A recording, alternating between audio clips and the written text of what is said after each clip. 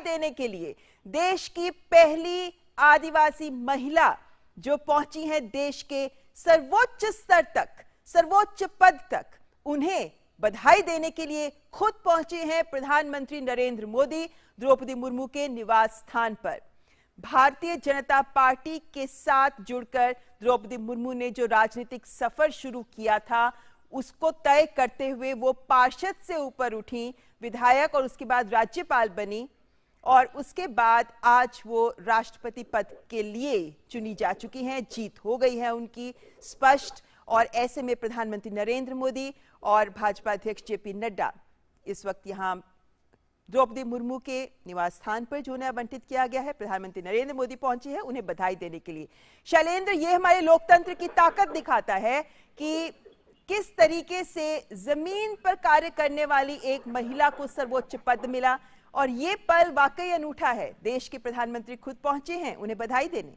निश्चित तौर पर बनता और आज एक इतिहास बनता हुआ हम सब देख रहे हैं। आज एक इतिहास का गौरवशाली क्षण जब भारतीय लोकतंत्र में एक आदिवासी समाज से आने वाली महिला को सर्वोच्च पद हासिल होने जा रहा है। और हम जानते हैं कि आप सीधी तस्वीरें देख रहे हैं जब प्रधानमंत्री नरेंद्र मोदी पहुंचे हैं बधाई देने के लिए, साथ में बीजेपी के राष्ट्रीय अध्यक्ष जेपी नड्डा है। निश्चित तौर पर ये जो गौरवशाली क्षण है, आज जो गौरवशाली दिन है, पूरी दुनिया को भारत ने दिखाया है कि हमारे लोकतंत्र की जड़ें कितनी गहरी है। हमारा जो सबसे विशाल लोकतंत्र, सबसे पुराना लोकतंत्र, दरअसल वो दुनिया को दिखा रहा है कि किस तरह से यहाँ पर सभी समुदाय के सभी वर्गों के प्रतिनिधित्व का ध्यान रखा जाता है और किस तरह से आदिवासी समाज से आने वाली महिला सर्वोच्च पद तक पहुंचती है। तो निश्चित तौर पर आज का दिन इतिहास में सुनहरे अक्षरों में लिखा जाएगा और हम उस इतिहास बनते हुए दिन देख रहे हैं। देश भर से जो तस्वीरें आ रही हैं वो आह्लादित करने वाली हैं, वो उत्साहित करने वाली हैं। शैलेंद्र, यहाँ पर हम दर्शकों को ये भी बताना चाहेंगे कि जब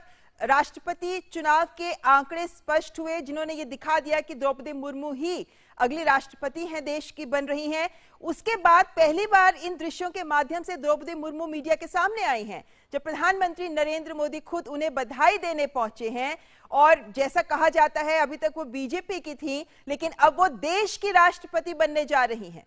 निश्चित तौर पर वो देश की राष्ट्रपति बनने जा रही है और हम जानते हैं कि एक ऐसी राष्ट्रपति बनने जा रही है जो आदिवासी महिला समाज से आती है। और निश्चित तौर पर उस गौरवशाली क्षण को हम सब महसूस कर रहे हैं और पूरे देश में जो तस्वीरें आ रही हैं वो भी दिखा रही है किस तरह से लोगों में उत्साह है। और हम देख रहे हैं कि तस्वीरों के जरिए जो भारतीय संस्कृति है, जो आदिवासी संस्कृति है, उसकी भी झलक दिखती है। और ये दरअसल आज का दिन इसलिए भी महत्वपूर्ण है कि आप देखें कि देश में पहली बार होने जा रहा है। तो निश्चित तौर पर उस लिहाज से भी आज हम देख रहे हैं कि सभी इस बात को समझ रहे हैं कि भारतीय लोकतंत्र में एक नया इतिहास रचा गया है। भारतीय लोकतंत्र ने दुनिया को दिखाया है इन तस्वीरों के माध्यम से, इस फैसले के माध्यम से, इस चुनाव के माध्यम से कि किस तरह से भारतीय लोकतंत्र की जड़ें दिनों दिन निरंतर गहरी होती जा रही है और मजबूत होती जा रही है। तो निश्चित तौर पर वो गौरवशाली क्षण, वो गौरवशाली दिन और इतिहास बनता हुआ हम सब देख रहे हैं।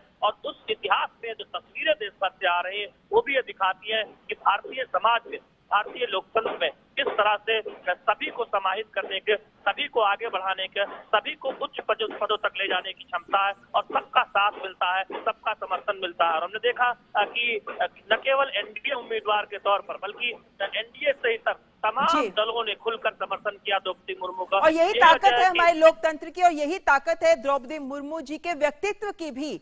हमारे साथ इस वक्त अशोक टंडन जी जुड़ गए हैं, वरिष्ठ पत्रकार।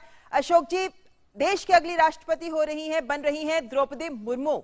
ऐसे में जिस तरीके से आंकड़े आए हैं और जिस तरीके से सूत्रों के ही लिहाज से, लेकिन जो बातें सामने निकल कर आई हैं कि क्रॉस वोटिंग हुई है, बहुत सारे अन्य दलों के विपक्ष के नेता भी या सांसद भी हैं जिन्होंने द्रौपदी मुर्मू के पक्ष में वोट किया। हम ये कह सकते हैं कि दलगत राजनीति से ऊपर उठकर जिस तरीके का समर्थन द्रौपदी मुर्मू को मिला है वो दिखाता है कि किस तरह की शख्सियत और व्यक्तित्व द्रौपदी मुर्मू का है जिसको आज सब ओर से समर्थन मिल रहा है। देखिए, उनकी जीत तो सुनिश्चित थी जी। इस चुनाव से पहले ये लगभग तय था कि एनडीए के उम्मीदवार द्रौपदी मुर्मू जीतने वाली हैं, द्रौपदी जी। लेकिन ये मुझे बहुत सहज लगा कि यशवंत सिन्हा जी ने उनको बधाई दी है और अपनी हार मान ली। देखिए, यशवंत सिन्हा जी की हार तो उसी दिन सुनिश्चित हो गई थी जिस दिन पश्चिम बंगाल के मुख्यमंत्री ममता बनर्जी ने द्रौपदी मुर्मू के नामांकन पर ये कहा था कि अगर हमें पहले पता होता कि द्रौपदी मुर्मू ही एनडीए के उम्मीदवार होने जा रही हैं तो शायद हम अपना निर्णय बदलते। तो ये जो एक तथ्य सामने आया, इससे एक चीज स्पष्ट हो गई कि विपक्ष ने जो अपनी एकजुटता का प्रमाण देने के लिए यशवंत सिन्हा जी को खड़ा किया था, वो एकजुटता तो तितर बितर हो गई, तहस नहस हो गई। क्योंकि ममता बनर्जी के बयान के बाद लगातार हम देख रहे थे कितने ही क्षेत्रीय दल उनके समर्थन में आते गए और इसी कारण से उनकी जीत और ज्यादा सुनिश्चित हो गई। मेरा मानना है कि उनको 65